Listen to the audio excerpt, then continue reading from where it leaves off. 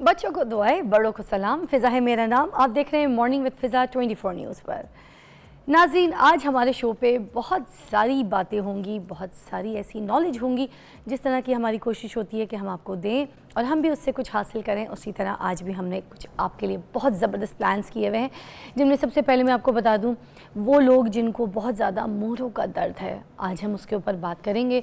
उस पर हमारे स्पेशलिस्ट होंगे यहाँ पर, हम उनसे पूछेंगे कि मोहरों का दर्द स्पेशली हो क्यों जाता है। कुछ लोग कहते हैं ज़्यादातर उन लोगों को होता है जो मेरी तरह लंबी होती हैं कद में, तो क्या वाकई सिर्फ उन लोगों को होता है, या फिर बिस्तर के जो फॉर्म है उसके ऊपर हम जब लेटे रहते हैं ज़्यादातर, और फॉर्म की हमें ये नहीं पता सिलेक्शन कि कौन सा फॉर्म लेना चाहिए, कौन सा फॉर्म नहीं लेना चाहिए, उसके बाद फिर हम उस गद्दे का जो इस्तेमाल करते हैं उसकी वजह से हमें मोहरों का दर्द शुरू हो जाता है। और कुछ लोग कहते हैं मोहरों के दर्द जो है जब एक बार आपको लग जाए तो फिर वो सारी ज़िंदगी नहीं जाता, आप बस इसी तरह तकलीफ़ में ही अपनी ज़िंदगी गुजार रहे होते हैं। तो इन सब पे बात करने के लिए आज हमारे माहिरीन होंगे, और जो लोग इसके पेशेंट हैं, तकलीफ़ में हैं, बहुत दर्द में हैं, तो प्लीज़ आप हमें कॉल भी कर सकते हैं साथ साथ। उसके साथ हमारे पास आज एक ऐसे टॉपिक पे भी हम बात करेंगे। लड़कियों के लिए तो बहुत बात करते हैं ना, इस लड़की को किसी ने छेड़ा, उस लड़की के साथ किसी ने बदतमीज़ी की, हैरेसमेंट की बात, हर तरीके से हम लड़की वाली जो है वो आवाज़ तो उठा लेते हैं कि इस बच्ची के साथ बुरा हुआ, इस लड़की को किसी ने ये। मगर क्या मर्द भी ऐसी चीज़ों का शिकार होता है? क्या मर्द को भी ये प्रॉब्लम्स आती हैं, और आती हैं तो क्यों आती हैं, और किस तरह की आती हैं, किस किस्म की आती हैं? इन सब चीज़ों के ऊपर हम बात करेंगे। और मैं आपको बताऊं सीरियसली, मर्द भी ऐसी चीज़ों का शिकार होते हैं। आप खुद सोचें ना, मैं भी भाई वाली हूँ, आप भी अपने घर में भाई, बेटा, शौहर, आपके भी फैमिली में मर्द होते हैं, तो क्या हर मर्द एक जैसा होता है? क्या पांचों उंगलियां एक जैसी होती हैं, बराबर होती हैं? नहीं ना। इसका मतलब है सारे मर्द ऐसे नहीं होते। तो फिर इस तरह की जो ये सिचुएशंस हमारे माशरे में हमें देखने को मिलती हैं, इसमें मर्द भी बेचारे जो है ना कभी कभी क्रैप हो जाते हैं। तो आज इसके ऊपर भी बात करेंगे, और उसके लिए हमने यहाँ पर हमारे पास होंगे एडवोकेट सुप्रीम कोर्ट के मुबीन काजी साहब, ख़ास तौर पे उनको बुलाए ताकि उनसे पूछ सकें कि इस तरह के केसेस में फिर क्या होता है। और उसके अलावा हमारे पास आज मिसेस खान भी होंगी, मैच मेकर, और हम उनसे बात करेंगे आज दूसरी शादी के ऊपर कि दूसरी शादी कैसे की जा सकती है, दूसरी शादी के क्या क्राइटेरियाज़ हैं, और दूसरी शादी की जो है सिलेक्शन में हमेशा औरत को क्यों कहा जाता है कि ये जो है डिवोर्स्ड है, या फिर इसकी उम्र निकल गई है, तो या फिर इसकी तालीम कम है, या इसकी शक्ल सूरत अच्छी नहीं है, तो अब इसकी शादी नहीं हो सकती दूसरी। एक शादी का एक घर अगर ख़राब ही हो गया तो उसके बाद उसकी दूसरी शादी का तो ख्वाब भी कोई नहीं देख सकता, सिर्फ इन रीज़न्स की वजह से। अगर उसमें कुछ छोटी मोटी कोई तालीम को लेके, शक्ल सूरत को लेके, या फिर उसके ऊपर ऑलरेडी एक डिवोर्स का स्टैंप लगाओ, तो फिर बस वो सेकंड हैंड माल समझ के तो उसको कहते हैं ये सेकंड हैंड माल क्यों लेंगे हम अपने बच्चे के लिए एक फ़्रेश दुकान से कोई चीज़ क्यों नहीं लें जाके? जब हम पैसे दे रहे हैं तो एक प्रॉपर सही वाली चीज़ ख़रीदें, हमें ज़रूरत है जाके हम ये सेकंड हैंड माल ख़रीदें। तो जब दूसरी शादी की बात आती है औरत की, तो उसको सेकंड हैंड पीस समझ लिया जाता है। तो ऐसा क्यों है, या फिर सही है? इस पर भी बात करेंगे और मिसेस खान से बात करेंगे। उससे पहले आज हमारे प्रोग्राम में एक नन्ही मुन्नी सी मेहमान है, बहुत छोटी सी, जैसे मेरी फ़लाल है ना, चुलबुली सी, बोलती रहती है, बातें करती है, कॉन्फिडेंट है, उसी तरह एक और बच्ची है जो कि बहुत कॉन्फिडेंट है। मैं बताऊँ, हम अपने बच्चों को तरबियत देते हैं, बताते हैं ये करना है, ये गलत है, ये सही है, सारी चीज़ों के बारे में समझा रहे होते हैं। ख़ास तौर पे 9-10 साल की उम्र तक उनकी जो राइट एज होती है उनको पढ़ाने की, तरबियत देने की, वो वही होती है। मगर हमें अपने बच्चों को सबसे पहले देना चाहिए कॉन्फिडेंस। अच्छा बुरा बताएं, मगर साथ में उनको दें कॉन्फिडेंस। अब कॉन्फिडेंस ये होता है कि आपको खुद एक अपनी बात पे, अपनी चीज़ पे, अपने किए हुए काम पे शऊर हासिल हो, अपनी चीज़ पे कॉन्फिडेंस हो आपको, तभी आप आगे बढ़ सकेंगे। और इस एज में कॉन्फिडेंस देना बहुत ज़रूरी है। बहुत सी बच्चियां जो हैं वो दबकी हुई, डरी हुई, सहमी हुई, लोगों को देख के घबरा जाती हैं। आज का बच्चा इतना कॉन्फिडेंट है, वो आपकी आंख में आंख डाल के बात करेगा। जी बताइए क्या पूछ रहे हैं आप? अच्छा ऐसे नहीं, ऐसे होता है, ये यूँ भी कर सकते हैं। आप ये कह रहे हैं ये हो सकता है, ठीक है, मगर यूँ भी हो सकता है। तो इसमें कोई बदतमीज़ी नहीं है, बच्चा अपनी ओपिनियन दे सकता है, आपने उसको कॉन्फिडेंस देना है तो ही देगा ना। तो हमारे पास है मंतिशा फातिमा। कैसी है मंतिशा? अस्सलाम वालेकुम। वालेकुम अस्सलाम, मैं ठीक हूँ। से हाय। कितनी खूबसूरत ड्रेसिंग की है मंतिशा, तुमने कितने स्टाइल से बैठी हो। मंतिशा, किसने नाम रखा तुम्हारा? मेरी नानू ने मेरा नाम रखा है। नानू ने रखा? कपड़े तो मामा लेकर आई होंगी, नानू तो नहीं लेकर आई हूँ। मामा लेके आई हैं? जी। मामा भी तो कितनी खूबसूरत है आपकी, हो ना?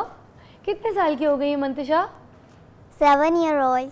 7 years। ओ मैं आ जाऊँ आपके पास?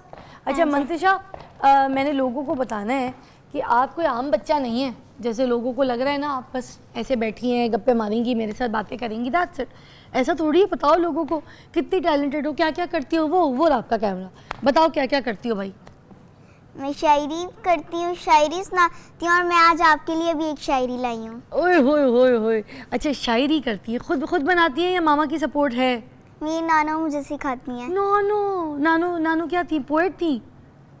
है नहीं, शायरी करती थी? नहीं, बचपन में उन्हें शायरी लिखने का शौक था। उनकी एक डायरी है जिसके ऊपर शायरी लिखी हुई है। एक डायरी पे लिखी? तुम उस डायरी में से चोरी करती हो, चुपके चुपके से पढ़ती हो? हैं? अच्छा तो नानी के साथ आई हो? यस। नानो का नाम क्या है? निगत आरिफ। निगत। अच्छा जी, चले जी, तो सबसे पहले तो हम यहाँ पे शुरू करते हैं शायरी। जो पहले मेरे लिए लेकर आई हो वो बता दो। ओके। ओके।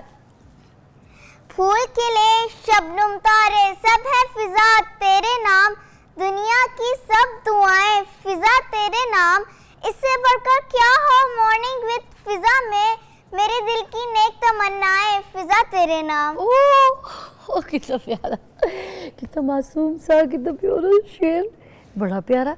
अच्छा मैं आपको बताऊं, शायरी से ज़्यादा मुझे क्या अच्छा लगा, ये आपका स्टाइल। ये स्टाइल भी नानू सिखाती है या खुद दिल से आते हैं आपको ये स्टाइल्स, एक्सप्रेशंस? अब मैं खुद भी करती हूँ, पहले नाना मेरी थोड़ी मदद करती थी, अब भी वो करती हैं और फिर मैं भी करती हूँ। अरे वाह। अच्छा देखने वालों को ये भी तो बताओ कि भाई पढ़ाई भी करती हो ना साथ साथ, बताओ यस, मैं कहाँ स्टडी पढ़ती हो? करती हूँ। कौन नहीं, कहाँ तो चुने ही बताना, सारे स्कूल के बाहर आके खड़े हो जाएंगे ऑटोग्राफ के लिए। सिर्फ ये बता दो कि कौन सी क्लास में पढ़ती हो? ग्रेड 1। कैसे ग्रेड्स लेकर आती हो? ABCDEF जो भी, कौन से ग्रेड लाती हो? मतलब अच्छे मार्क्स से पास हो जाती हो?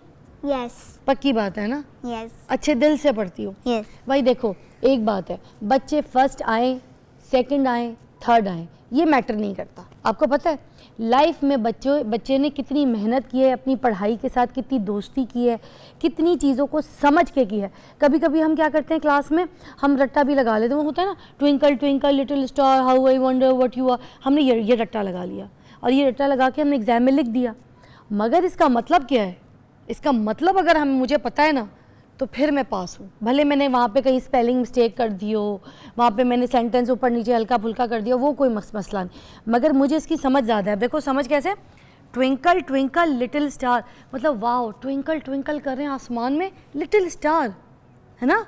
इस तरह की जो meaning, how I wonder what you are, वो इस तरह की जो मीनिंग है ना, वो आपको सब कुछ समझ होनी चाहिए।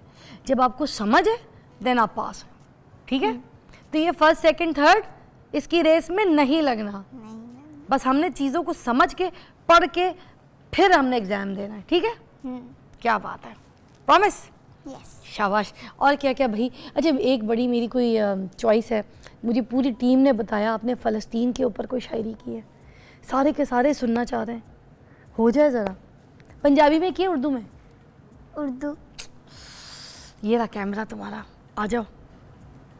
होते हैं शहर किस तरह वीरान देखिए, ये देखना अगर है तो फ़लस्तीन देखिए, बन रहे हैं लोग कैसे गज़ा में लुक़्माए अजल, लगता है कैसे हशर का सामान देखिए, एक कत्लगाह बन गई फ़लस्तीन की ज़मीन, बच्चों की लाशें माओ के अरमान देखिए, हर घर में ही पड़े हुए मलबे के ढेर हैं, कहीं स्कूल कहीं अस्पताल कहीं कुरान देखिए, ये टैंक तोप मिज़ाहिर शिकन जहाज, क्या क्या है मौत के सामान देखिए, कट रही है वहाँ मुस्लिम उम्मा की अमदाद की आस में जिंदगी, अभी तक इसी आस में जिंदा है हजारों इंसान देखिए। ओह कितना प्यारा, कितना प्यारा। अपने फ़लस्तीन के भाइयों के लिए है? यस। इतना सारा प्यार है आपके दिल में, है उनके लिए। अल्लाह ताला सब के लिए इतना प्यार फ़लस्तीन के मुसलमानों के लिए रखे, है ना? आमीन। ये आपने भी ब्रेक लेनी है, आप इतनी खूबसूरत आप शायरी लेकर आई हैं हमारे फ़लस्तीन के मुसलमानों के लिए, है ना? ये ब्रेक आप खुद लेंगी, आपका कैमरा है, बोलिए। वैसे ये ब्रेक फ़लस्तीन के मुसलमानों के नाम करनी है, ठीक है? करिए, हम ब्रेक पे जाएंगे, बताना है आपने। मिलते हैं एक ब्रेक के बाद।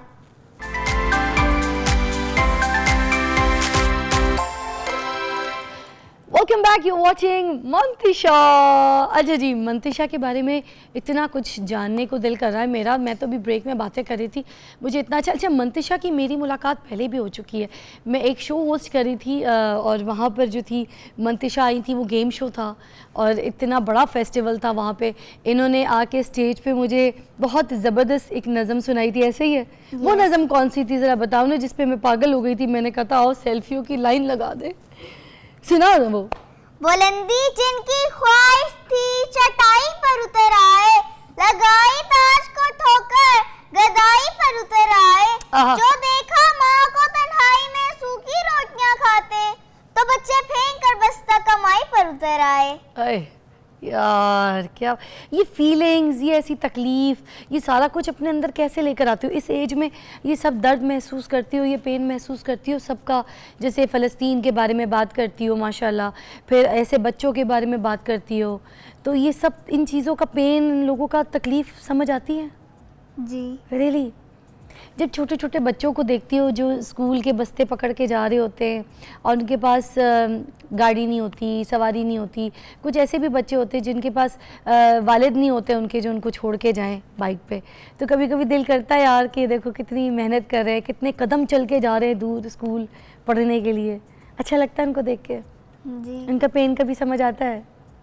और कुछ ऐसे बच्चे जो पढ़ाई नहीं कर रहे होते, कभी कोई सुबह सुबह रोड पे झाड़ू लगा रहे होते हैं, सफाई कर रहे होते हैं, हम लोगों के लिए कभी उनका पेन समझ आता है?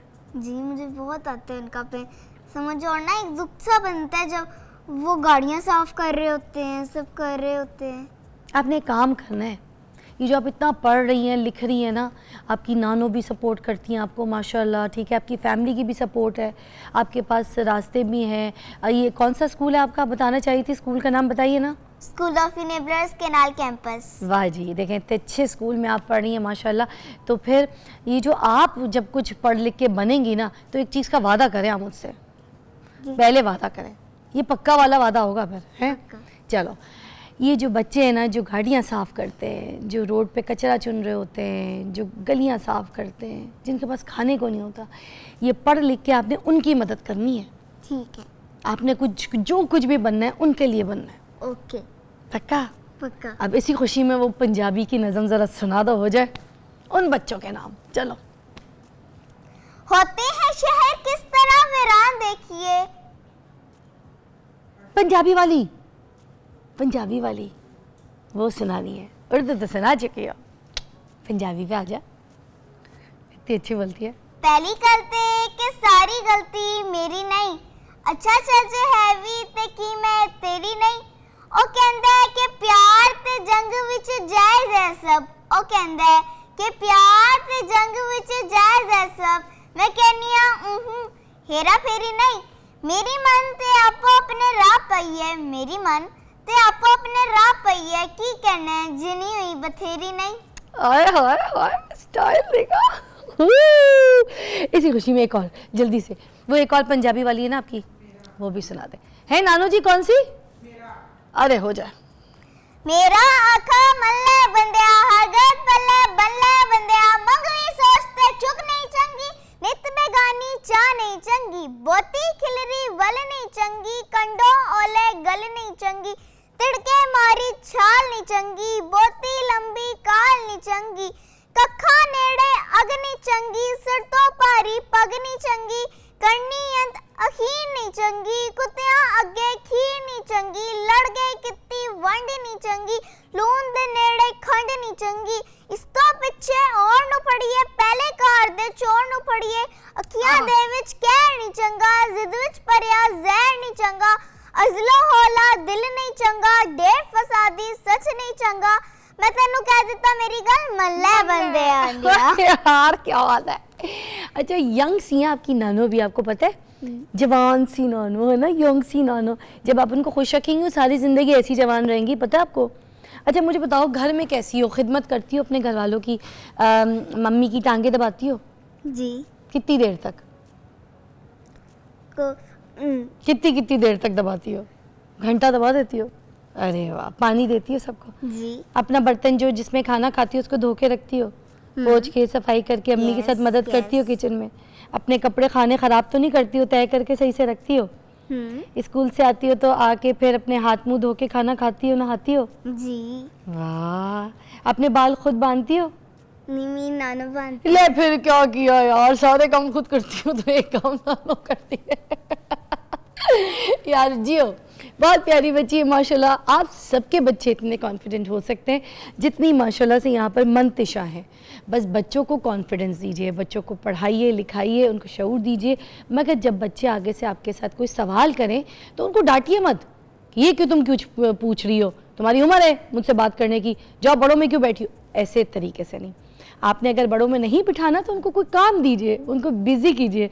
जैसे मंतिशा बिजी हैं, शेरो शायरी कर रही हैं, एक हैबिट दीजिए, बच्चों को किसी एक्टिविटीज़ में डालिए जिस तरह से मंतिशा कर रही है। Take a break, will be right back.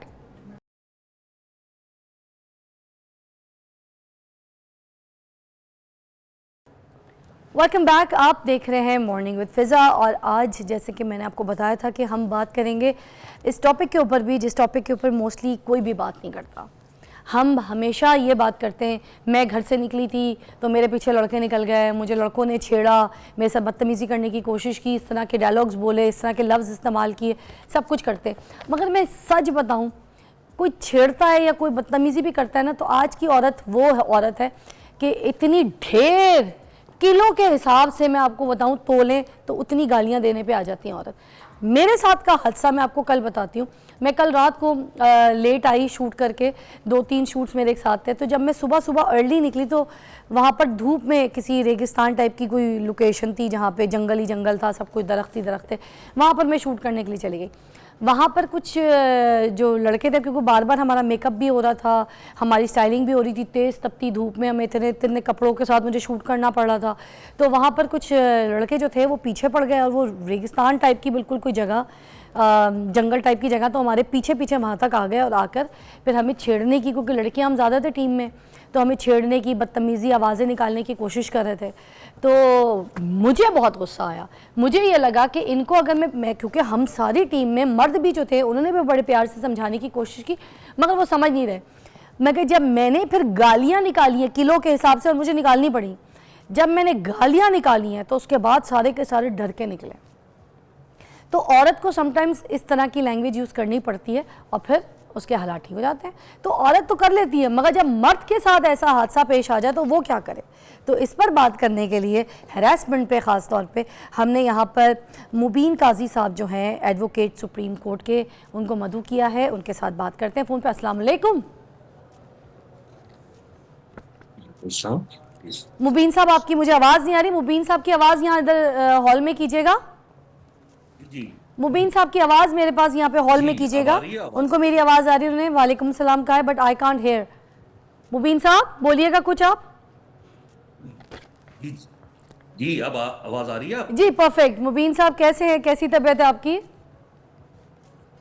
Fine जी, अल्हम्दुलिल्लाह, थैंक यू वेरी मच। बहुत बहुत शुक्रिया आपके वक्त का। मुबीन साहब आज का टॉपिक बड़ा सेंसिटिव है और मैं चाहूँगी कि इस टॉपिक पे ज़रा आप खुल के हमारे नाजरीन को, देखने वालों को सही से बताएं कि ये जो मर्द के साथ भी हरासमेंट का केस होता है, पहले तो ये बताइए कि हमारे पाकिस्तान में कितने % इसका रेशो है, कितने % इस तरह के केसेस आपके सामने आते हैं? Thank you very much. आप तो आप अभी और आपका, आपकी इंतज़ामिया का भी, आपके चैनल का, कि आपने वो टॉपिक उठाया है जो नॉर्मली उठाया नहीं जाता हमारे, बल्कि नॉर्मली क्या कहीं भी डिस्कस नहीं किया जाता। हमारा जो कॉन्सेप्ट है मुआशरे के अंदर वो सिर्फ और सिर्फ हैरेसमेंट ऑफ वीमेन का कॉन्सेप्ट है, उसमें हैरेसमेंट ऑफ मेन का कहीं जिक्र ही नहीं है। जो कानून भी अगर आप देखें तो जो harassment of women at work place, तो हालांकि वो कानून होना चाहिए था हैरेसमेंट एट वर्क प्लेस, अगर आप बनाना ही चाहते थे, लेकिन उसमें से सिर्फ और सिर्फ ख्वातीन को रख लिया और मर्द उसमें से एक्सक्लूड हो गए और उसी का आपने ओम्बुड्समैन भी बना दिया, तो वो सिर्फ और सिर्फ ख्वातीन की हद तक का लॉ रह गया। तो जबकि उसमें जेंडर बाइस्ड हमारा आइन भी जो है, कोई भी किसी भी तफरीक जेंडर की बुनियाद पर तफरीक नहीं करता कि मर्द और औरत हो, होने की बुनियाद पर किसी किस्म की तफरीक नहीं होनी चाहिए। तो लिहाजा जब कानून साजी हो रही है उसमें भी इस चीज को मद्देनजर रखना चाहिए कि आप जब कानून बना रहे हैं तो दोनों के लिए बनाएं, क्योंकि सिचुएशन मुआशरे में ऐसी है कि दोनों ही अगर ख्वातीन हैरेसमेंट का शिकार होती हैं तो मर्दों के साथ भी हैरेसमेंट के वाकयात आते हैं। लेकिन अनफॉर्चुनेटली जो ये harassment of women at work place act है, उसके अंदर भी वो सिर्फ ख्वातीन की हद तक ही है।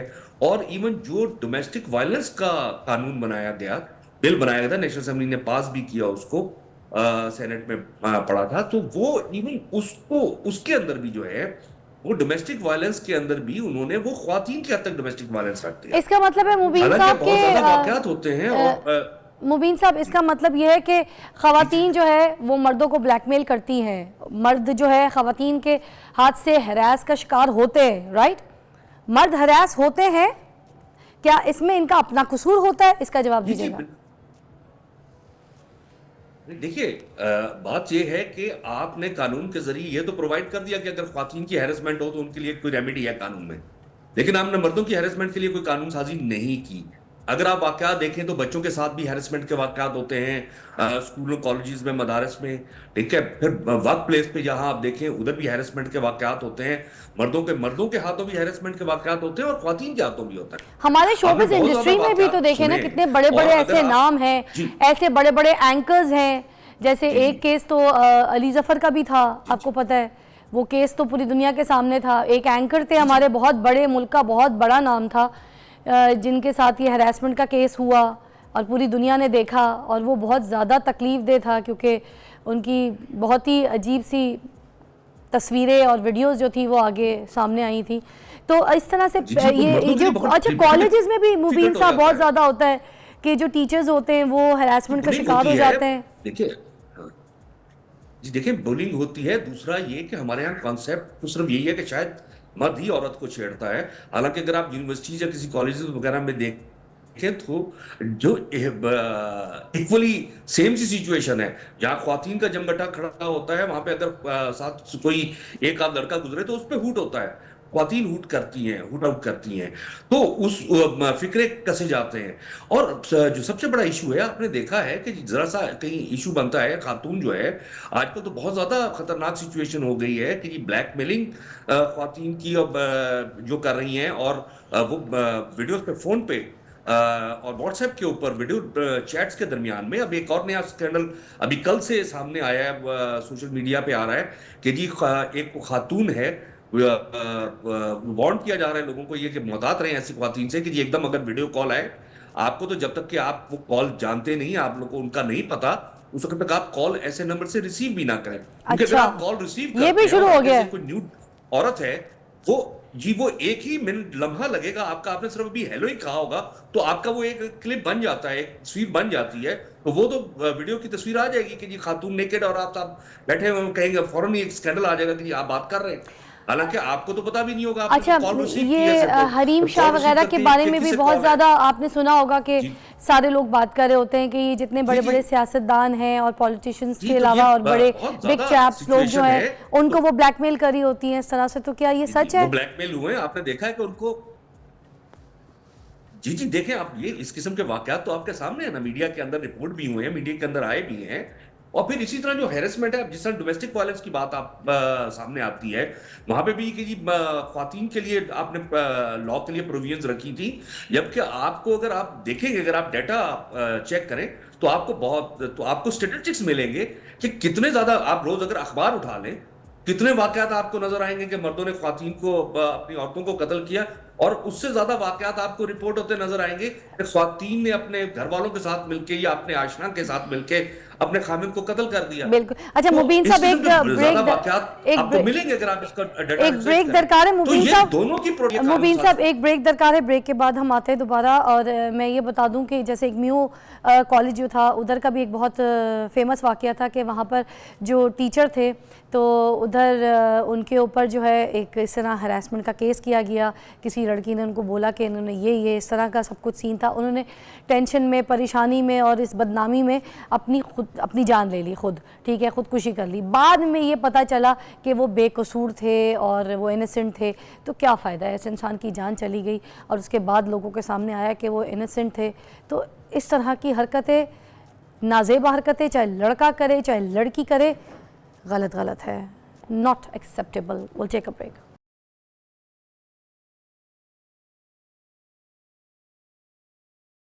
Welcome back. आप देख रहे हैं मॉर्निंग विद फिज़ा और आज हम बात कर रहे हैं हरासमेंट के ऊपर, मगर वो हरासमेंट जो मर्दों के साथ की जा रही है जिसके ऊपर कोई बात नहीं करता, हम उसके ऊपर आज बात करें। और हमारे साथ मुबीन साहब मौजूद है। मुबीन साहब, मुझे ये बताइएगा, जब आमिर लियाकत साहब के साथ ये केस हुआ था, स्पेशली पूरी दुनिया के सामने उनकी इस तरह की वीडियोस जो थी, नाजेबा वीडियोस जो थी, वो वायरल कर दी गई थी और आपको भी पता है किस तरफ से वायरल हुई थी। इस केस के बारे में क्या कहेंगे? देखिए, इस किस्म के आपको वाकयात आपने इससे पहले एक टीचर का भी आपने फिजा साहब का भी एक कोट किया कि जहां उन मर्दों ने फिर ऐसी शर्मिंदगी और नदामत से उन पे ऐसे इल्जामात लगे जिनको खुद ट्रैप किया गया पहले और उसके बाद हैरेसमेंट का इल्जाम लगा दिया गया, तो असल में तो उन लोगों की हैरेसमेंट हुई और उन लोगों के पास कोई रास्ता नहीं रहा और उन लोगों ने खुदकुशियां की। और आपने उनके रिकॉर्डेड मैसेज देखे, आपने डॉक्टर आमिर लियाकत का भी रिकॉर्डेड मैसेज देखा खुदकुशी से पहले। तो ये इस किस्म के बहुत ढेर सारे वाकयात हैं, जिसमें मैंने आपको मिसाल दी कि आप तो इस तरह के केसेस के लिए मुबीन साहब कोई ऐसा कानून की कानून की सख्त, मुबीन साहब मुझे बताएं इसका कानून क्या है, देखने वालों को प्लीज बताएं, क्योंकि कानून है मगर एक्शन लोग नहीं ले रहे होते। कितना सख्त कानून है कि किसी मर्द की नाजेबा वीडियोस जो हैं वो इस तरह से सरेआम लोगों में जो है वो वायरल कर दी जाएं और इस तरह के उसके बेडरूम के हालात दिखा दिए जाएं, तो ऐसे केसेस में जो कानून है वो कितना सख्त है, क्या है? देखिए, अब जो सोशल मीडिया के ऊपर तो जो इस किस्म की कोई चीज करना है वो तो अब आपको साइबर क्राइम लॉज के तहत आता है और इसमें प्रिवेंशन ऑफ जो ये साइबर क्राइम का लॉ है उसके अंदर बड़ी सख्त सजाएं हैं। और अभी तो इन्होंने सोशल मीडिया के लिए मेरे ख्याल बहुत ज्यादा जरूरी भी था, ये वक्त की जरूरत भी था जो एक रेगुलेटरी अथॉरिटी कायम की, क्योंकि उस लॉ के तहत एक अथॉरिटी बननी थी जो कि अथॉरिटी नहीं बनाई गई थी और वो लॉ उस तरह का इफेक्टिव नहीं था, तो लिहाजा अब अथॉरिटी बनने का सुना ऐलान हुआ है। ये बहुत ज्यादा जरूरी है, ये इसमें लोगों के राइट्स प्रोटेक्ट होंगे, उनकी प्राइवेसी प्रोटेक्ट होगी कि और इवन जो आजकल एजेंसियों वाला शोर मचा हुआ है ये भी कवर हो जाएगा, बचत हो जाएगी। क्योंकि आप अगर कोई भी ऐसी चीज किसी की प्राइवेट इंफॉर्मेशन है उसकी प्राइवेसी को आप लीक नहीं कर सकते और इसमें भी लेजिस्लेशन की अब जरूरत है कि कोई ऐसी गैर कानूनी तरीके से ली गई वीडियो या ऑडियो जो है वो शहादत के अंदर पेश ना हो सके।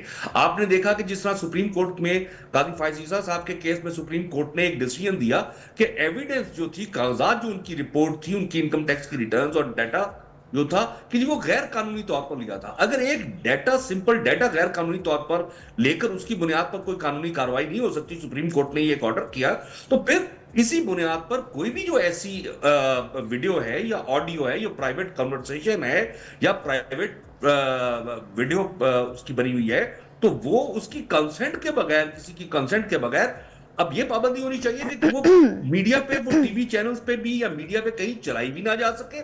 और ऐसी बगैर कंसेंट की ली गई वीडियो और बगैर उसकी जो है थैंक यू सो मच मुबीन साहब। टाइम हमारा यहाँ पे अब खत्म हो चुका है। इंशाल्लाह फिर किसी टॉपिक मधु करूंगी।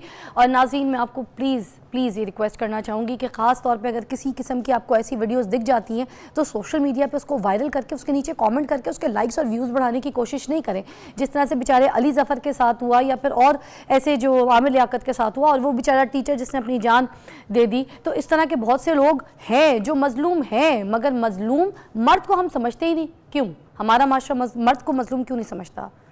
Take a break.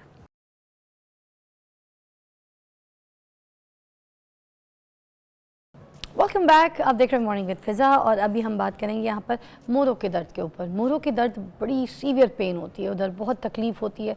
3 तरीके के इसके पार्ट्स हैं और वो 3 तरीके के किस तरीके के पेन्स होते हैं, उसमें 3 तरीके के पार्ट्स में क्या क्या प्रॉब्लम्स होती हैं। जैसे बहुत से लोग अगर शिकायत कर रहे होते हैं, आपने देखा होगा कि वो कहते हैं कि भाई हमारी जो है ना कमर सीधी नहीं होती, हम सारा दिन बस टेढ़े ही चलते हैं और सीधे चल नहीं पाते। और कुछ लोग कहते हैं कि हम बैठ नहीं पाते, हम खड़े हो जाते तो हम बैठ नहीं पाते। अजीब किस्म के दर्द सुनने को मिलते हैं। फिर कुछ लोग जो है वो इसकी इतनी सीवियर पेन होती है कि वो उसकी वजह से जो है ना एडमिट, आप देखें तो बहुत सारे अस्पताल में लोग एडमिट पड़े होते हैं। उनसे पूछो क्या आपको बीमारी हुई थी, क्या मसला है, तो कहेंगे जी मोरों में बहुत दर्द है। मतलब इतना सीवियर ये जो पेन हो जाता है और ये केस हो जाता है। तो इसके बारे में आज बात करने के लिए हमने बुलाया है डॉक्टर अकमल ज़ेब को, ऑर्थोपेडिक सर्जन है जिन्ना हॉस्पिटल से। तो हमने आज इनसे बात करनी है और पूछना है कि इस दर्द से कैसे छुटकारा हासिल कर सकते हैं और ये होता क्यों है, इसके प्रिकॉशंस क्या क्या होने चाहिए। अस्सलाम वालेकुम। वालेकुम अस्सलाम।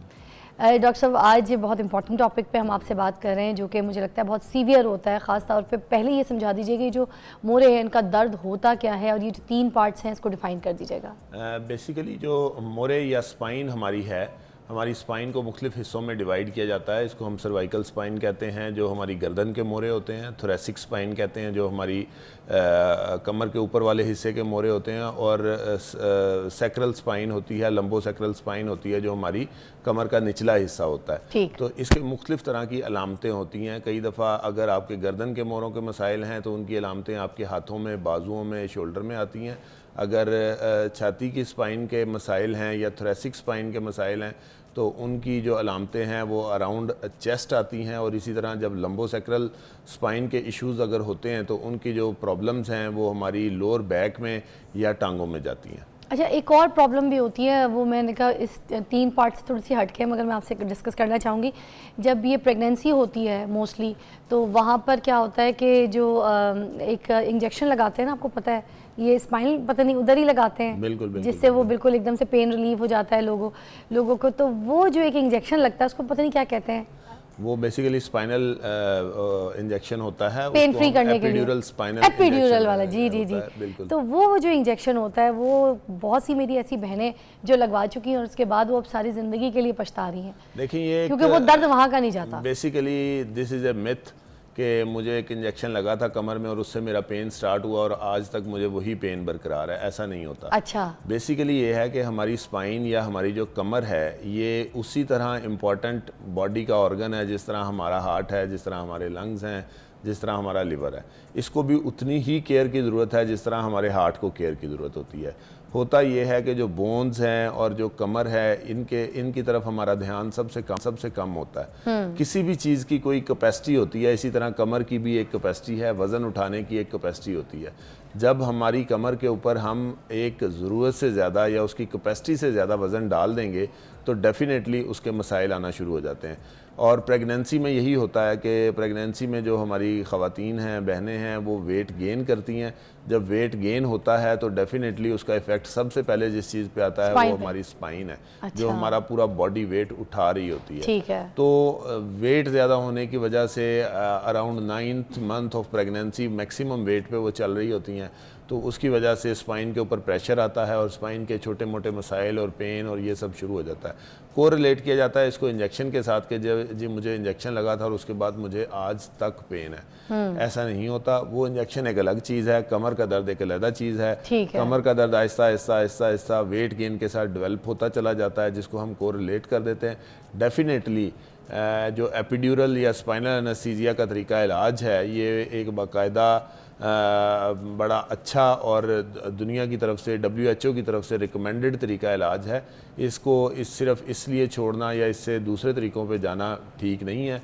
हमें अपने लोगों को, अपने मरीज़ों को थोड़ा काउंसल करने की ज़रूरत है कि स्पाइनल एनेस्थीसिया उस तरह से बैक पेन का काज नहीं है जिस तरह से समझा जाता है। अच्छा, जब बच्चा पैदा होता है तो spine it's just like this, ठीक है, मगर जिस तरह से हम बड़े होते जाते हैं, हमारी एक्सरसाइज नहीं होती, हमारा चलना उठना बैठना लाइफस्टाइल बहुत ख़राब होता है, तो फिर उसके बाद हमारी स्पाइन इस तरह से हो जाती है, ठीक है, जिसकी वजह से हमारे कूबड़ भी आ जाते हैं, पीछे पीठ के भी पूरा हिस्सा इस तरह का शेप में हो जाता है। तो अब इस चीज़ के एंगल को ठीक करने का और उस दर्द को भगाने का क्या कोई ऐसा कोई आप इमीडिएट बता दें? हमारी जो स्पाइन है इसके अल्लाह ताला ने इसके ख़ास एंगल्स और इसके कर्व्स रखे हैं, ठीक है, जो इसने डेफिनेटली गेन करने हैं with age, with height, with time. अच्छा, होता ये है कि हमारी जब बोन्स डेवलप हो रही होती हैं since birth too early adulthood, like 24-25 years तक हमारी बोन्स बन रही होती हैं। उस दौरान हड्डियों की कमज़ोरी, विटामिन्स की, मिनरल्स की, डाइट की, मतलब उनको ग़िज़ा भी चाहिए होती है। Oh, not only exercise and lifestyle. अच्छा, नहीं, उसमें अगर डाइट की, मिनरल्स की उस तरह से डेफिशिएंसी रहे और वो पूरे ना मिले तो डेफिनेटली बोन्स का बनना या स्पाइन का बनना इफ़ेक्ट होता है। जब हमारी बोन्स की स्ट्रेंथ उतनी नहीं होगी तो उसके ऊपर जब हम बैड पोस्चर्स इस्तेमाल करेंगे बैठने के लिए, प्रॉपर एक्सरसाइज नहीं करेंगे, अपना वज़न ज़्यादा होता जाएगा, डाइट ठीक नहीं होगी, तो बहुत से मसाइल इकट्ठे होकर हमारी स्पाइन को डैमेज करना शुरू कर देते हैं। जब स्पाइन आपकी डैमेज होती है या मसल्स आपके डैमेज होते हैं, इसकी जो आपने बात की कि बहुत से लोग झुक के बैठते हैं या उनकी कमर आगे की तरफ झुक जाती है, तो इसमें बहुत बड़ी वजह पट्ठों का खिंचाव है, जो सिर्फ इसलिए होता है कि वो बैड पोस्चर बैठने के लिए इस्तेमाल किया जाता है। जब बैड पोस्चर उनकी हैबिट बन जाती है तो वो डेफिनेटली उसी तरह बैठने लग जाते हैं, जिस शक्ल में अल्टीमेटली मोरे फाइनल शक्ल अख्तियार एक और मैं आपसे ज़रूरी सवाल पूछना चाहूँगी कि ये सबके घरों में होता है और सारे लोग करा रहे होते हैं। अब इसमें सही है गलत वो तरीका हम डॉक्टर साहब से आज जान लेंगे। हम हमेशा हमारे घर में किसी ना किसी को बोलते हैं, हमारे किसी हेल्पर को या किसी बच्चे को या किसी को भी जो फारिग घूम रहा हो भाई बहन में, कि प्लीज़ मेरी कमर में खड़े हो जाना, बहुत तकलीफ़ हो रही है। तो हम कमर पे खड़ा करवाते हैं स्पेशली, और पीठ तक उसकी जो है ना खड़े होकर ऐसे मसाज ले रहे होते हैं। बच्चे हैं तो दोनों पैर से, बड़े तो एक पैर से। तो ये बताइए किस हद तक ठीक है या बिल्कुल रेकमेंडेड नहीं है? वैसे आराम बड़ा आता है। ये बिल्कुल ठीक नहीं है, रिकमेंडेड नहीं है। अच्छा। आप ऐसे ब्लाइंडली अपनी कैपेसिटी से ज़्यादा कमर के ऊपर वज़न डाल दें या कोई जिसको आपने अपनी कमर के ऊपर चढ़ाने की कोशिश की है उसका वेट अगर आपकी कैपेसिटी से ज़्यादा है तो ये खुदा न खास्ता आपके मोरे, आपकी हड्डियों को डैमेज भी कर सकता है। अच्छा। इसलिए इसमें एहतियात की ज़रूरत होती है। अगर तो बच्चा है, छोटा है, उसका वेट कोई 10, 15, 20 9 साल का बच्चा हो चलेगा, जितना आपको लगता है कि आप बियर कर लेंगे तो ठीक है, लेकिन इसमें फिर भी हमें बहुत ज़्यादा एहतियात की ज़रूरत होती है। ओके। अच्छा, इसके क्या इकदाम है, मतलब तरीके से कैसे इसको ठीक किया जा सकता है? कौन कौन सी ऐसी मेडिसिन हैं जिससे आपको लगता है कि अगर हम ये फॉलो करें तो वी कैन बी रिकवर? सबसे पहले तो किसी भी बीमारी के इलाज में जो सबसे पहली चीज़ होती है वो हमारी लाइफस्टाइल मॉडिफिकेशन होता है। हमें अपने लाइफस्टाइल को इतना अच्छा रखना है कि हम बीमारियों से दूर रहें। लाइफस्टाइल में एक चीज़ डाइट आती है, पहला पोर्शन, जिसमें अगर आपकी डाइट प्रॉपर मिनरल्स और विटामिन्स के साथ लोडेड होगी तो हम इन मसाइल का शिकार देर से होंगे या हो सकता है कभी भी ना हो सके। तो कौन कौन से ऐसे विटामिन्स हैं जो हमें लेने चाहिए जिससे हम बच सकते हैं? और ख़ासतौर पे बचपन में हम कौन सी ऐसी डाइट या ऐसे विटामिन्स का इस्तेमाल करें बच्चों के लिए स्पेशली, ताकि जब वो बड़े हों तो इस तरह का उनको पेन ना हो स्पाइन का? जो मोस्ट इम्पॉर्टेंट बोन की स्ट्रेंथ के लिए विटामिन है जिसको हमें याद रखना है वो विटामिन डी है। किस एज से शुरू करवा दें? विटामिन डी को हम पैदाइश से ही बच्चे को शुरू करवा देते हैं। विटामिन ए के ड्रॉप्स भी आते हैं, उसकी टेबलेट्स भी आती हैं, विटामिन डी की उसके इंजेक्शंस भी आते हैं, वो हर फॉर्म में अवेलेबल है। मगर डॉक्टर साहब ये हमें कोई बताता तो नहीं है, फिर हमें कैसे पता चलेगा कि हमने किस एज से बच्चे को कौन सी विटामिन्स देनी? मोस्टली यही होता है कि जब हमारे बच्चे को कभी बुखार खांसी नज़ला होता है तो उसकी दवाई लेने के लिए जाते, मगर उसके साथ साथ हमें कोई ये मेडिकेशंस नहीं बताता कि आपके बच्चों को ये मेडिकेशन इस एज में इस तरह के मल्टी विटामिन्स के इंजेक्शंस और ये सब कुछ लगने। खैर वो तो वैक्सीनेशंस होती हैं, मगर वैक्सीनेशंस के बाद भी तो बच्चा बच्चा ही है, चाहे 12 साल का हो, 10 साल का हो, 11 साल का हो। एक ब्रेक लेते, ब्रेक के बाद इसका जवाब लेंगे डॉक्टर साहब से।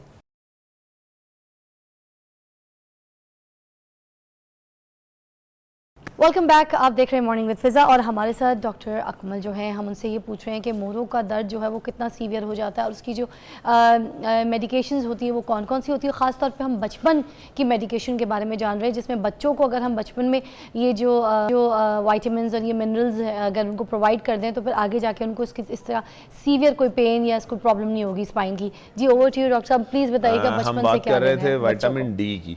विटामिन डी एक ऐसा विटामिन है जो हमारी बोन्स और हमारे मसल्स के स्ट्रेंथन होने में किरदार अदा करता है। ठीक है। Vitamin D is a fat soluble या मिल्क सालुबल विटामिन। बेसिकली होता ये है कि पहले तो आज से हम पीछे चले जाएं तो दूध खालिस होता था, डाइट खालिस होती थी, हमें उस तरह से विटामिन और मिनरल्स की ज़रूरत ही नहीं होती थी क्योंकि हम डाइट में उसका प्रॉपर इंटेक ले रहे होते थे। अब होता यह है कि विटामिन डी अगर उस तरह से प्योर मिल्क बच्चों को नहीं मिलेगा या बड़ों को भी इवन नहीं मिलेगा तो विटामिन डी हमारी बॉडी के दो ही उसके रिसोर्सेज हैं, या तो वो मिल्क से आना है या वो धूप से या सन लाइट से हमारी स्किन में बनना है। ठीक है। तो धूप से तो हम वैसे ही अवॉइड करते हैं, धूप में हम नहीं जाते, और दूध अगर खालिस नहीं है तो डेफिनेटली बच्चे ही विटामिन डी डेफिशिएंट। सारे तो बच्चे डब्बे के दूध में ही पल रहे होते हैं। पाउडर मिल्क में या डब्बे के दूध का ये फ़ायदा होता है कि डब्बे का दूध एटलीस्ट उसमें कैलकुलेटेड अमाउंट में विटामिन्स और मिनरल्स डाले गए होते हैं, प्रिजर्व कर दिए जाते हैं, जो अमाउंट बच्चों को चाहिए होती है वो उनको मिल जाती है। अच्छा। तो विटामिन डी अगर डेफिशिएंसी रही है या चल रही है या पहले से ही चलती आ रही है तो डेफिनेटली वो बोन्स में कैल्शियम की और फास्फोरस की उस तरह से डेपोजिशन नहीं हो पाती। और क्या माँ में अगर कमी हो तो बच्चे में भी आगे फिर ये सारे प्रॉब्लम्स आते हैं? डेफिनेटली आ सकती हैं, क्योंकि जो इनिशियल 6 मंथ्स होते हैं उसमें मोस्टली बच्चे एक्सक्लूसिवली मदर फेड होते हैं। अगर मदर में ही किसी चीज़ की कमी है तो उसके रिसोर्सेज ही कम है तो उसकी सप्लाई चेन उस तरह से मेंटेन नहीं रहेगी जिस तरह से रहनी चाहिए। अब बचपन में बच्चों को वैक्सीनेशंस करवा दी, उसके बाद के प्रोसेस में फिर हमने ये सारे विटामिन डी देखिए बचपन में 6 मंथ्स एक ऐसा नंबर है जहां तक बच्चे को हम सिर्फ और सिर्फ मदर फेड पे रखते हैं। ठीक है। आफ्टर 6 मंथ्स हमने बच्चे को डाइट देनी है, उसको खाना, उसको चीज़ें खिलाना शुरू करना है। 9 to 8 मंथ्स पे बच्चा खाने पीने का आदी हो जाता है, उसको पता चल जाता है कि मैंने चीज़ें खानी है। ठीक है। तो अगर आप उसको एक्यूरेट डाइट दे रहे हैं, एग्जैक्ट डाइट खिला रहे हैं, आपके पास इतना टाइम है कि आप अपने बच्चे को दिन में 4-5 दफ़ा प्रॉपर डाइट दे सकें तो किसी विटामिन और मिनरल की ज़रूरत नहीं रह जाती। अच्छा। लेकिन अगर आपके बच्चे की डाइट कंप्रोमाइज्ड है, आप उस तरह से डाइट नहीं दे पा रहे, उस तरह से अगर डाइट में आप बच्चे को बिस्किट खिला रहे हैं या डाइट में आप बच्चे को फ्रूट खिला रहे हैं हाँ। तो उसका कंपैरिजन तो बनता है। बिल्कुल ऐसे। तो जब आप नेचर के जितने करीब रहेंगे मसाइल से उतने दूर रहेंगे। क्या बात है। अच्छा, अब ज़रा बड़ों के बारे में बता दें कि जब उनको बहुत सीवियर पेन हो तो सेल्फ मेडिकेशंस जो कर रहे होते हैं, पेन किलर्स खा रहे होते हैं, बहुत से लोग एडविल खाते हैं, फिर कोई बहुत दूसरे ऐसे पेन किलर्स खा रहे होते हैं, तो अब ये बताइए क्या इज दैट ओके कि वो खा के ठीक हो जाए? हमें जिस चीज़ का न्यूब्रोफोल्ड बहुत खाते हैं, हमें जो चीज़ का मसला दरपेश है बेसिकली हमारी ऑर्थोपेडिक ओपीडी में बहुत बड़ा चंक या बहुत बड़ी तादाद मरीज़ों की वो होती है जिनको बैक पेन होता है, और हैरान कुन तौर पे वो मरीज़ होते हैं जिनकी एज बिल्कुल यंग होती है। वो अपनी एज के इनिशियल स्टेजेस में अराउंड 30 ईयर्स या अराउंड 40 ईयर्स होते हैं और वो बैक पेन के साथ प्रेजेंट करते हैं। अच्छा। अब उसमें बहुत बड़ी वजह बैड पोस्चर है। हमने जब से ये मोबाइल, इंटरनेट, टीवी, लैपटॉप्स आए हैं, हमारा बैठने का स्टाइल, हमारा बैठने का तरीक़ेकार, हमारा लेटने का तरीक़ेकार, ये सब ख़राब हो गया हुआ है। इसके ऊपर रही सही कसर जो निकलती है वो सेडेंटरी लाइफस्टाइल से निकलती है। जब bad posture, sedentary lifestyle, weak bones, इन तीनों चीज़ों का कम्बिनेशन इकट्ठा होता है तो ये हमें बैक पेन या बॉडी पेन्स या बॉडी एक्स या बड़ा आम कॉमन दर्द है कि मेरी पिछली कमर में दर्द शुरू होता है और एक राइट साइड की टांग में या लेफ्ट साइड की टांग में चला जाता है, इसको हम शैटिका कहते हैं। तो ये इस कंप्लेन के साथ, मगर उसका भी ताल्लुक किसी स्पाइन से होता है? डेफिनेटली स्पाइन के साथ होता है। शैटिका की पेन भी स्पाइन पेन ही होती है जो रेडिएट करती है हमारी पूरी लेग में। तो इस सारे चीज़ों को अगर हमने बेहतर करना है, इससे बचना है, पहले नंबर पे हमने अपना लाइफस्टाइल ठीक करना है। हमने जब भी बैठना है देख के बैठना है कि हमें इस पोस्चर में बैठना चाहिए या नहीं बैठना चाहिए। हमारा बिस्तर इतना कंफर्टेबल होना चाहिए कि वो हम सारी रात अगर उस पर सोएं तो हमारी किसी बॉडी के एक हिस्से पे प्रेशर ना आए। हमारी डाइट एक चीज़ तो मुझे बहुत ज़रूरी बताई थी डॉक्टर ने, वो भी मैं बता देती हूँ कि जब हम ऐसे कुछ चीज़ अगर गिर जाए या किसी चीज़ उठाना तो हम ऐसे करके उठाने की कोशिश करते हैं। तो मुझे डॉक्टर ने कहा था कि आप ऐसे बैठें, उसको उठाएं, फिर आप उसको खड़े हो जाएं। ये सब भी जो हम अपनी बॉडी में पोस्टर इस तरह के बना लेते हैं, इसकी वजह से भी हमें एकदम से वो जो चुक होती है, ए की होती है डॉक्टर साहब, ए तो तुसी मैनू दस दिओ ना। लोग कहते हैं ना सानू चुक पै गई है ते चुप कर जा, मेरी तो बर्दाश्त से बाहर है, की होती है चुक? बेसिकली चुक है, इसको आम तौर पे ये this is also a muscle spasm. हमारी जो स्पाइन है वो सारी मल्टी फंक्शनल ऑर्गन है, वो आगे पीछे साइडों पे हर तरफ मूव कर रहा होता है। वो बंदा कांट मूव ना, मतलब वो जब मूव कर रहा होता है उसको मूव करने के लिए पट्टे लगे होते हैं ना हर साइड पे।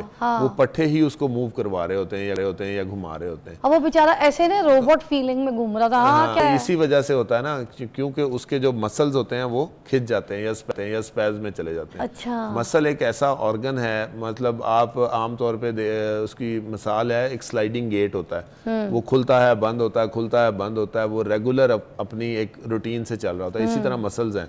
मसल्स ने जब आपने झुकना है तो मसल्स ने इकट्ठे हो जाना है, जब आपने सीधे होना तो उन्होंने रिलैक्स हो जाना। तो इसके लिए क्या मसाज वगैरह, गरम तेल का ऑयल, ये जो सारे फिलिपिनोज मसाज इतने जो फेमस हैं, वो क्या Thai massage, is that good for this?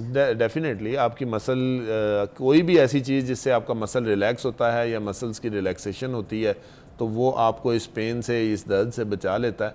जब हम आपने ये पोस्चर की या बैठने की बात की, जब हम किसी एथलीट को कहें कि आपने झुक के ज़मीन को हाथ लगाना है तो उसके लिए कोई इशू नहीं होता, वो 1 सेकंड में झुक के उसके हाथ पूरे ज़मीन तक पहुंच जाते हैं। लेकिन कोई ऐसा बंदा जिसने कभी एथलेटिक्स की ही नहीं है, जिसने कभी स्ट्रेचिंग की ही नहीं है, जिसने कभी अपनी स्पाइन को उस तरह से मोबाइल किया ही नहीं है, तो उसका तो ठोस जिस्म, उसका ठोस जिस्म होगा। और जब वो एकदम ज़मीन पे झुकने की कोशिश करेगा तो सारा प्रेशर उसके मसल्स के ऊपर आ जाता है। तो जिस मसल के ऊपर ज़रूरत से ज़्यादा प्रेशर आएगा वो मसल स्पैज़म में या क्रैम्प में चला और मैं जाएगा। आपको बताऊं, जिन लोगों को इसका पेन होता है ख़ास तौर पे जब वो ऐसे घुटने पे जाते हैं ना नमाज के टाइम पे, तो उनको बड़ा सुकून आ रहा होता है, क्योंकि एक थोड़ा सा खिंचाव पड़ता है तो वो काफ़ी देर तक जो है ना घुटनों पे रहते हैं। सजदे पे इतना टाइम नहीं रहता जितनी देर घुटनों पे रहते हैं, जितने नमाजियाँ आप देखेंगे। अच्छा, मैं एक और सवाल आपसे पूछना चाह रही थी कि एक तो ये कमर वाला आपने बता दिया, मसाज वसाज ये सारी चीज़ें जो हैं, उसके अलावा मुझे ये बताइएगा खाने की कौन सी ऐसी चीज़ें हैं जो अगर खाएं लाइफस्टाइल में थोड़ा सा हम लेकर आएँ अपनी ग़िज़ाएँ ऐसी,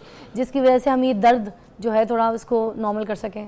अब किसी को दर्द तो हो रही है मगर उसको नॉर्मलाइज कैसे किया जा सकता है? देखें, खाने की किसी चीज़ से कमर ठीक भी हो जाए डॉक्टर साहब, खाने की किसी चीज़ से हम दर्द को नहीं रोक सकते। अच्छा, खाना दर्द का इलाज नहीं है। अच्छा, दर्द जो होता है उसके पीछे कोई ना कोई रीज़न होती है ना, everything has a reason behind this. तो दर्द के पीछे मगर ये हमारी मोहरें ज़रा पक्की रहे ना, कोई ऐसी ग़िज़ाएं जिससे दर्द के पीछे जो रीज़न होती है हमने उसको कंट्रोल करना है। ठीक है। तो दर्द की जो आज अगर दर्द है तो उसकी रीज़न पिछले 5 साल से या 7 साल से चल रही होती है, जिसको हम या तो हमें पता नहीं होता या हम इग्नोर करते चले आ रहे होते हैं। पेन किलर पे चलते हैं लोग। पेन किलर पे चलते हैं। तो जब हम दर्द की रीज़न को पकड़ लेते हैं, या इसको आम लफ्ज़ों में कहते हैं मर्ज़ की तशख़ीस हो जाना कि ये दर्द इस चीज़ का दर्द है और इसकी ये वजह है, वो बहुत ज़रूरी होता है। अगर आपको बॉडी में कहीं भी कोई भी पेन है या कोई भी सिम्टम है तो आपको उसकी रीज़न को ज़रूर इन्वेस्टिगेट करना चाहिए, उस तक पहुंचना चाहिए। जब उसकी रीज़न मिल जाती है तो उसका इलाज करना आसान हो जाता है। डॉक्टर साहब, ये जो गरम बेल्ट जो पेट के लिए भी बांधा जाता है, लोग वेट लूज़ करने के लिए, पेट अंदर करने के लिए आता है ना बाज़ार में, गरम बेल्ट आते हैं वो पहनने के लिए, एक्सरसाइज के लिए भी आते हैं, तो क्या अगर वो गरम बेल्ट पहन के, हीट बेल्ट जो होते हैं वो पहन लिया करें तो क्या उससे कमर के दर्द लोगों को आराम आएगी? उनको पहना सकते हैं? किसी भी तरह की लंबर स्पोर्ट है या कमर के बेल्ट हैं, वो बिल्कुल भी आपके लिए फेवरेबल या सूटेबल नहीं होते। और वो जो गर्म पानी करके सिकाई लेते हैं पीठ के पीछे रख के, वो क्या बेहतर है? उसको आप कर सकते हैं, उसमें कोई हर्ज नहीं है। बेल्ट की जो मैं बात कर रहा हूँ, जब आप कोई भी बेल्ट या कोई भी स्पोर्ट कमर को लगाएंगे ना, तो जो कमर के अपने पट्टे, जो इंट्रिंसिक मसल्स हैं कमर के अपने, उनको आप हेल्प आउट कर रहे हैं बेसिकली। अच्छा। जब किसी भी चीज़ को कोई हेल्प मिलती है ना, तो वो चीज़ खुद जो है वो अपना काम करने में थोड़ी लागर, कमज़ोर और नालायक हो जाती है। जब हम अपने पट्टों को बाहर से एड देना शुरू कर देंगे तो वो जो उनका अपना काम है उसको वो अपना काम छोड़ के तो उस पर डिपेंडेंट हो जाएंगे, वो उस पर डिपेंडेंट होना शुरू हो जाएंगे। तो आप डेफिनेटली जो आपके मसल्स हैं वो वीक हो जाएंगे। तो हमें स्पोर्ट उस तरह से हर टाइम नहीं लगा के रखनी चाहिए, उसका नुकसान होगा। Thank you so much doctor Akmal, आपसे बहुत कुछ जानने को हमें मिला। यहाँ पर जिनको स्पाइन की बहुत ज़्यादा सीवियर प्रॉब्लम है तो काइंडली इन चीज़ों का ज़रा ख्याल रखिए, प्रिकॉशंस कीजिए। बहुत सारी बातों में आपको कुछ जुस्त तो मिल गया होगा। एक तो ये कि आपने हर जो 90% लोग करते हैं, कमर पे खड़े हो जाओ, वो कमर पे आपने खड़ा नहीं करना है किसी को भी। छोटा बच्चा है तो चलो ठीक है फॉर सम टाइम, बट इससे ज़्यादा नहीं कि आप उस बच्चे को बोलें उचकना शुरू कर दो, या अपने से बहुत वज़न वाले लोगों को आप बोलें कि कमर की हड्डी उस जगह या कमर को दबाओ या पीठ को दबाओ।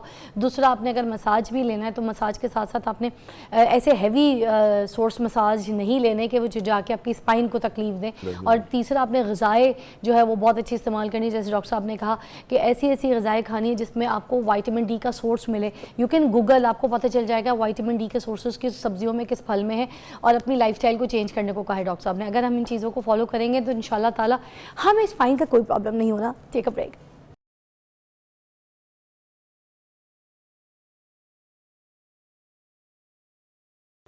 Welcome back, you watching morning with Fiza. हम बात करेंगे अब दूसरी शादी के ऊपर। एक टैबू समझा जाता है दूसरी शादी को। मर्द दूसरी शादी की बात करते हुए तो इतना ज़्यादा खुश होता है, उसको इतना एक्साइटमेंट होती है कि ओ माय गॉड मैं दूसरी शादी कर लूँगा। ओ किसी भी रीज़न पे, अगर पहली बीवी से बच्चा नहीं हो रहा है तो उसको दूसरी रीज़न पे शादी करने को मौका मिल रहा है, या फिर उसको सुबह शाम ताने मारेगा कि भाई मेरा तो तुमसे बच्चा कोई नहीं हो रहा, मेरी ही नहीं मसला मगर मेरे घर वालों का मसला है, मुझे आगे वारिस देना, ये देना, वो देना, बड़े तरीके से डिप्रेशन दे के बस दूसरी शादी पे बात या मनाने की कोशिश करता रहेगा। मगर जब औरत की बात आ जाए दूसरी शादी के ऊपर, औरत डिवोर्स्ड हो या फिर उसकी उम्र निकल गई हो और वो उसको ऐसे मौके ना मिले हों कि अपने घर की जिम्मेदारियों की वजह से वो टाइम पे शादी कर ले या कोई अच्छा वर्क देख ले, इस तरह के कोई ऐसे मसले ज़िंदगी में आ जाते हैं। क्योंकि अगर वो डिवोर्स्ड है और उसके साथ ऐसी ज़िंदगी में मसले आ गए तो फिर ये जो टेंशन है शादी की बहुत ज़्यादा बढ़ जाती है। ठीक है, मुझे लगता है ये एक तो ये दूसरी शादी और एक ये जो लेट हो जाना जिसमें आपको अच्छा वर नहीं मिलना, आपका टाइम निकल जाना, तो वो जो उस वक्त शादी होती है ना बड़ा मुश्किल हो जाती है कि लड़की की उम्र निकल गई तो अब तो शादी नहीं होगी। तो खैर आज हम बात करेंगे मिसेस खान से इस बारे में कि दूसरी शादी आसान होती है या मुश्किल होती है, या फिर दूसरी शादी के डिमांड्स क्या क्या हैं आजकल में, ये जो रिश्ते आते हैं और दूसरी शादी की अगर बात की जा रही होती है तो क्या डिमांड्स होती हैं। अस्सलाम वालेकुम मिसेस खान, क्या हाल है? वालेकुम अस्सलाम, बिल्कुल ठीक है। उम्मीद है आप सब लोग भी खैरियत से होंगे और मेरी दुआ है माशाल्लाह। कि बिल्कुल, सब आपकी पूरे आवाज़ कम आ रही है, इनकी मुसलमान आवाज़ सब तेज़ कीजिएगा, सेट पे मुझे आवाज़ नहीं आ रही मिसेस खान की। अच्छा मिसेस खान, मैं आपसे ये जानना चाहूँगी कि पहली बीवी की मौजूदगी में मर्द दूसरी शादी की ख्वाहिश क्यों करता है, क्यों करना चाहता है? Over to you. हाँ, ये बात सही है कि मर्द हजरात बड़ी दूसरी तीसरी शादी सुनकर खुश होते हैं और अगर उनको मौके मिले तो और भी खुश होते हैं। अगर मौका मिले तो वो ज़रूर कर लेते हैं दूसरी शादी, लेकिन उसके रेपरकशंस क्या हैं, उसके असरात क्या है, वो तो ये सोचते ही नहीं है कि पहली बीवी पर क्या असर होगा, उसकी पॉकेट इजाज़त देती है कि नहीं, उसके बच्चों के ऊपर क्या असर होगा। हर चीज़ नेगेटिव इम्पैक्ट में जाती है, कोई चीज़ पॉजिटिव नहीं जाती। अगर बच्चे हों तो आपको क्या ज़रूरत है, आप अपनी बीवी में और बच्चों में इतने इन्वॉल्व रहते हैं, आपको क्या पता कि क्या हशर हो जाता है, घर तितर बितर हो जाता है। औरत का दिल किसी चीज़ में नहीं लगता, उसके वो तो she is centred around the man, around the husband. Her life is all centred around the husband. अगर हस्बैंड ही इधर से उधर हो गया तो उसकी कंप्लीटली लाइफ ही ख़त्म हो गई। जब लाइफ ख़त्म हो जाएगी तो कैसे अटेंड करेगी बच्चों को, कैसे काम करेगी, क्या खिलाएगी, क्या पिलाएगी, किस तरह घर लेकर चलेगी। तो उसके बच्चे भी र्यूंड, वो टोटली बच्चे भी नाकारा हो जाते हैं, उनके मिसेस दिमाग खान में मुझे भी ये बताइएगा, आ जाती क्योंकि है आप कि तो अब मैच हमारी मेकर हैं माशाल्लाह से और आपके पास तो इस तरह के बहुत से रिश्ते आते होंगे, क्या कोई औरत भी ऐसे रिश्ते की डिमांड करती है कि भाई मैं बेसहारा हूँ, मेरे पास मेरे बच्चे को पालने के पैसे नहीं है या कोई काम नहीं है, कोई ऐसा ज़रिया नहीं है, या मेरा शौहर मर गया है और इस तरह के मुझे आप जो है कोई मेरी दूसरी शादी करवा दें तो मैं किसी की दूसरी बीवी बनने के लिए भी तैयार हूँ, तो ऐसे आपके पास केसेस आते हैं क्या? बिल्कुल, बहुत, अब तो बहुत ही आ रहे हैं बेसहारा। आपको पता है कि यहाँ पे मेन पॉपुलेशन तो वैसे ही ऑलरेडी कम है, 53% तो औरतों की पॉपुलेशन है, उस पर आधे मर्द बाहर चले जाते हैं। They leave the country and they go abroad और वहाँ शादियाँ कर लेते हैं। हमारी औरतों का कोई पुरसाने हाल नहीं, वो बिल्कुल तैयार होती हैं, कोई हमारे सर पे हाथ रखे, कोई हमें शेल्टर प्रोवाइड करे, कोई हमें छत प्रोवाइड करे, हमें थोड़े से पैसे मिल जाएं, हम अपना गुजारा कर लें, हमारे बच्चों को कोई अच्छा बाप मिल जाए या कोई बच्चा उनके बच्चों को सहारा मिल जाए, तो औरत तो बिल्कुल रेडी होती है दूसरी पहली बीवी के होते हुए दूसरी शादी कर लेने के लिए, क्योंकि औरत को हमेशा शेल्टर चाहिए होता है। तो ऐसी शादियां मुश्किल होती हैं कराना या फिर आसान होती हैं? ऐसे रिश्ते मिल जाते हैं या आपको बहुत डिफ़िकल्टीज होती हैं? और डिमांड्स क्या क्या होती हैं ये भी बताइएगा। ऐसी देखिए, डिमांड्स तो ऐसा इतनी ज़्यादा नहीं होती, लेकिन बाज़ औरतें तो इतनी डिमांडिंग होती हैं कि अगर वो वेल ऑफ हों लेकिन उसके हस्बैंड की डेथ हो गई हो तो कहती हैं हाँ मुझे सिक्योरिटी के लिए एक घर तो दे दे, एक अपार्टमेंट दे दे, मेरे नाम कुछ कैश कर दे, मेरे नाम कोई ज़मीन कर दे, मेरे नाम कोई घर दे दे, क्योंकि उसकी तो ऑलरेडी शादी है, मुझे तो सिक्योरिटी चाहिए। तो security in the form of कोई घर, बंगला, उनकी काफ़ी डिमांड्स होती हैं। मैं कहती हूँ ये चीज़ें वक्त के साथ मिलती हैं। फर्स्ट श्योर पहले आप प्रूफ तो करें। खान, वैसे एक बात है, जब मर्द ही सही ना हो या शौहर ही सही ना हो तो ये मकान, ये डिमांड की जो चीज़ें, ये प्रॉपर्टी, ये बैंक बैलेंस अगर मांग ले तो उसका क्या अचार चाटना है जब मर्द ही जिंदगी में अच्छा ना मिले। एक बात है, ये इस तरह की जो डिमांड कर रही हैं औरतें। अगर मर्द नहीं, ये बात बिल्कुल सही है। मर्द अगर सही ना हो तो कुछ भी नहीं रहता।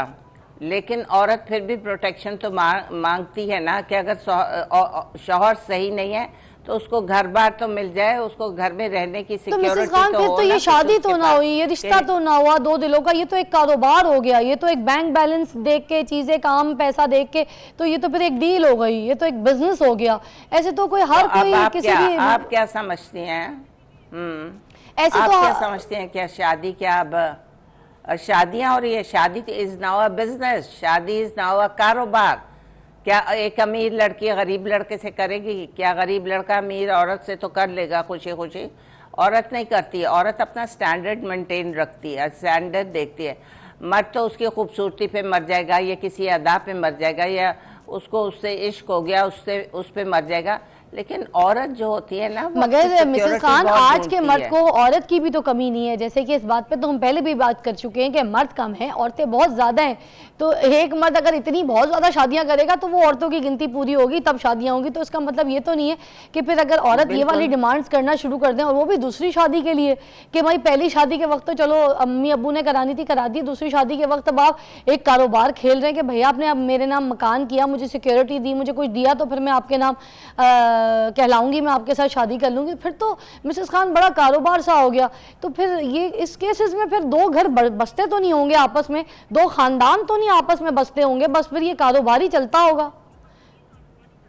बस ये कारोबार ही समझे चलता है, उसको देना पड़ता है। अगर उसके पास इतनी वेल्थ हो, उस औरत को पता है कि ये इतना वेल्दी आदमी है, तो वो डिमांड कर लेती है। लेकिन अगर उसको प्रोटेक्शन चाहिए होती कि चार पैसे मुझे मिले, मुझे थोड़ी सी इज्जत मिल जाए, मुझे नाम मिल जाए, मैं अकेली ना रहूं। आपको पता है माशरा तो औरत को बुरी नज़र से देखता है अगर वो अकेली हो, लेकिन अगर उसके ऊपर मर्द का कोई प्रोटेक्शन हो, कोई सहारा हो, तो क्या होता है कि उसको थोड़ी सी इज्जत मिल जाती है। वो अपनी वैसे मैं आपकी बात को सेकंड करूंगी, वैसे मैं भी। आपकी बात को सेकंड करना चाहूंगी कि ये बात भी सही है, मगर मुझे लगता है ये सिनेरियो उस हालत में होना चाहिए कि जो लड़की या दूसरी शादी की जब ये डिमांड की बात हो रही है, तो उस टाइम पे उस लड़की का कोई सहारा नहीं है, वो इसी रीज़न की वजह से तो शादी कर रही है कि वो बच्चे पाल नहीं पा रही, उसके पहले शौहर के बच्चे उसके पास हैं, वो पाल नहीं पा रही, या उसका अपने अखराजात पूरे नहीं हो रहे, या अपना घर नहीं चला पा रही, या फिर बापर्दा खातून है, ऐसी बापर्दा खातून है कि वो घर से निकलना नहीं चाहती, मर्द के शाना बिशाना खड़ी नहीं होना चाहती, या नहीं हो सकती है, उसकी बचपन से ऐसी परवरिश नहीं है, तो फिर ये कॉन्फिडेंस नहीं है उसके पास। तो ऐसे अगर उसको आगे किसी मर्द से शादी करवाई जा रही है और वो इस तरह की डिमांड करती है, तो फिर तो वो अपनी सिक्योरिटी के लिए भी करती है। इस तरह की औरतों के लिए तो चलो ठीक है, मगर अगर कोई औरतें ऑलरेडी स्टैब्लिश हैं, काम कर रही हैं, माशरे में भी खड़ी हैं, और फिर वो भी डिमांड करें, तो ये तो गलत है ना मिसेस खान, क्या कहेंगी? मतलब मर्द भी तो बेचारा मजलूम ही है ना, हर करीब से लुटे भी तो नहीं ना बेचारा। चलो कभी हर ठीक है, सारी उंगली अगर बराबर नहीं, कभी मर्द मजलूम है, कभी मानवर है। एक नहीं, वो बात आपकी ठीक है, लेकिन आपने कई जगह देखा भी होगा कि आदमी ही सारा खर्चा नहीं उठा रहा, आदमी ही पूरी जिम्मेदारियां नहीं पूरा कर रहा। औरत अगर स्ट्रांग है, वर्किंग वुमन है, तो वो 50%, बल्कि एट टाइम्स अगर उसकी अच्छी सैलरी है तो 50% से ज़्यादा भी वो कंट्रीब्यूट कर रही घर में, और वाइज है कि उसका घर बना रहे और वो अपने बच्चों को आगे लेकर चले, उसका शौहर हो, वो हैप्पीली मैरिड कपल कहलाए। बहुत सी औरतें ऐसी हैं जिनकी सैलरीज बहुत ज़्यादा हैं और उनके शौहर उनसे बहुत कम कमा रहे हैं, लेकिन वो वाइज औरतें हैं, वो वाइज है क्योंकि उनकी शादी हो चुकी है, वो इज्जत से रहना चाहती हैं सोसाइटी में, घर बसा के इज्जत से रहेगी औरत। और अगर जब वो ज्यादा कमा रही है, सो व्हाट, बाहर के मुल्कों में आप देखें औरतें ज्यादा कमा रही है, मर्द अगर ज्यादा कमा रहे हैं दे डोंट माइंड। अब यहाँ पे भी यही चीज हो रहा है। अब आप पाकिस्तान में भी देखेंगे कि औरतें बड़ी ऊंची पोजीशंस पर बैठी हुई हैं। एक ब्रेक के बाद मिसेस खान आपके पास आके सही बात करी, और मैं चाहती हूँ इस तरह की बातें जो है मेरी जितनी बहनें हैं वो ज़रूर सुने, भाई भी सुने। आज काम की बात हो रही है, काम की बात यह है कि दूसरी शादी, चाहे वो औरत है चाहे वो मर्द है, दूसरी शादी के लिए हम बात करें। मिलते हैं ब्रेक के बाद।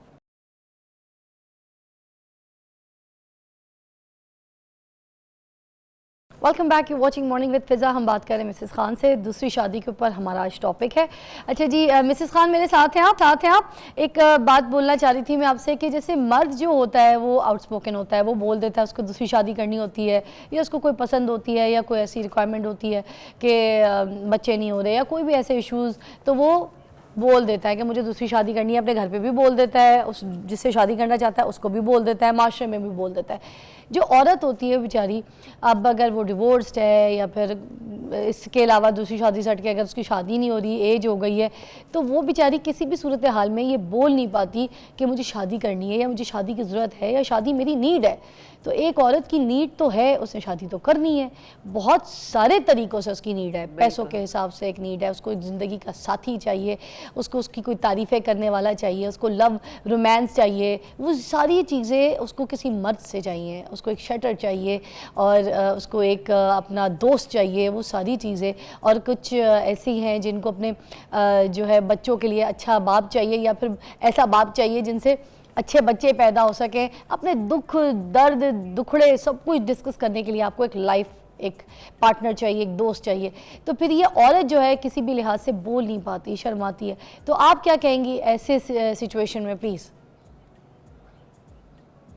मैं तो बहुत अपसेट हूँ ऐसी सिचुएशंस में। औरत तो कहीं भी नहीं बोल पाती, अगर जे वो कहीं बोल ले तो उसको कहते हैं ये तो कितनी बेगैरत है। भाभीयों के सामने वो बोल नहीं पाती, भाइयों को वो कह नहीं सकती, फ्रेंड्स से अपने दुखड़े कभी रो लेती होगी, फ्रेंड्स उसको थोड़ा बहुत गाइड करती होंगी, फ्रेंड्स से उसको सहारा मिलता होगा या बड़ी बहनों से या छोटी बहनों से डिस्कस कर लेती होगी, लेकिन she can't open her mouth. अपने घर वालों के सामने, रिश्तेदारों के सामने ओपनली वो कभी भी कुछ नहीं कहती। बल्कि अगर वो ज़्यादा अर्न कर रही हो तो उसके पैसे पर नज़र होती है कि इसकी शादी कर लेंगे, ये तो पूरा घर संभाल रही है, तो हम कहाँ जाएंगे। और अगर वो घर में बैठी हुई है, बेचारी पिसी हुई है, सारा काम कर रही है, भावजों के, उनके बच्चों मिसेस खान, हमारे पास टाइम बहुत कम है, ऐसी औरतों को क्या कहेंगी आप? ऐसी औरतों को क्या कहेंगी? अब बेचारी इनमें बहुत सी ऐसी औरतें बांझ भी होती हैं, आपको पता है। हाँ, बस मेरी सिंपथीज है उनके साथ, उनका कोई ख्याल रखने वाला नहीं है। वो घर में नौकरानियां हैं, उनकी कोई से नहीं है, वो कुछ thank you so much Mrs Khan. अभी टाइम हमारा ख़त्म हो गया, मगर मैं आप जल्दी किसी टॉपिक पे कैच करूंगी।